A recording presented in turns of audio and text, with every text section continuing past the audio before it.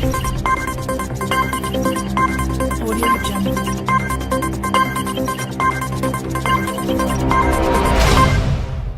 A Chinese billionaire and political donor has dubbed Australia a giant baby after he lost residency rights. It is an objective fact that the country has a baby's innate characteristics, Huang Xiangmo told state tabloid Global Times.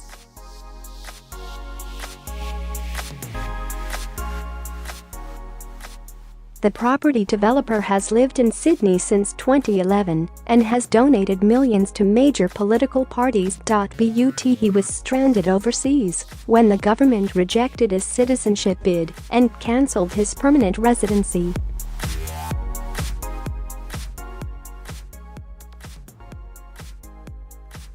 The Sydney Morning Herald first reported the visa denial earlier this month, describing Mr. Huang as Beijing's former top lobbyist in Australia.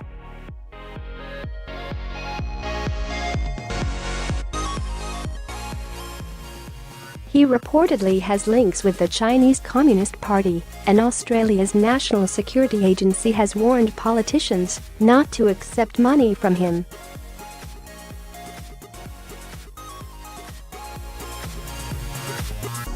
It comes amid a row over Chinese influence in Australia, which has strained relations between the two nations. Mr. Huang attacked his adopted country in his interview with the Global Times, a newspaper known for its strident, nationalist tone.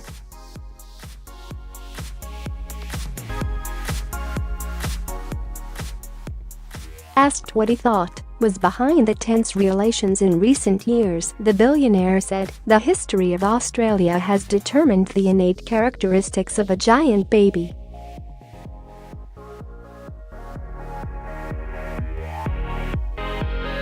This is an objective fact, and it does not mean Australia has to feel inferior," he said. The growth of a giant baby takes time, and Australia still has a long way to go.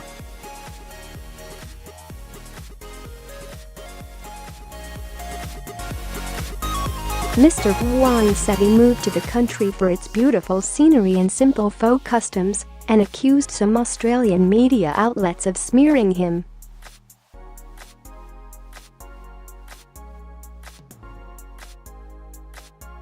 The billionaire has reportedly donated about a $2.7 million, $1.91 million, £1.49 million to both major parties. Mr. Huang said these donations came from his desire to promote Chinese people's legal involvement in politics.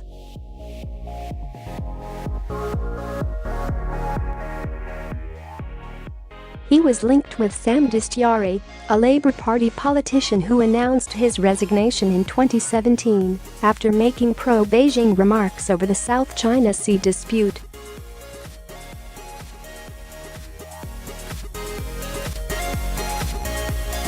Mr. Dastyari reportedly told Mr. Huang he may be under surveillance, something the senator denies. Australia has been increasingly vocal about what it sees as growing Chinese influence in recent years.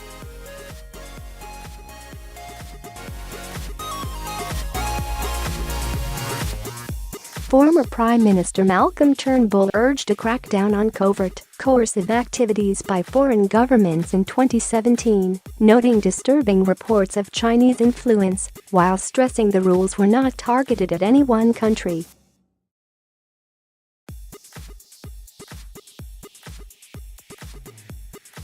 That same year, Chinese students complained about teaching materials at Australian universities, drawing fears that China was exerting pressure on campuses.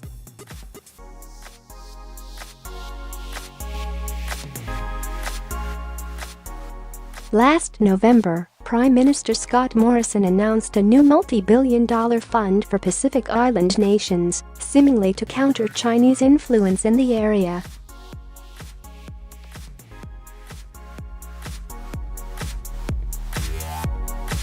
Australia cannot take its influence in the Southwest Pacific for granted, he said, calling the region our patch. Top Chinese diplomat Wang Yi stressed the two nations should work together in the ocean.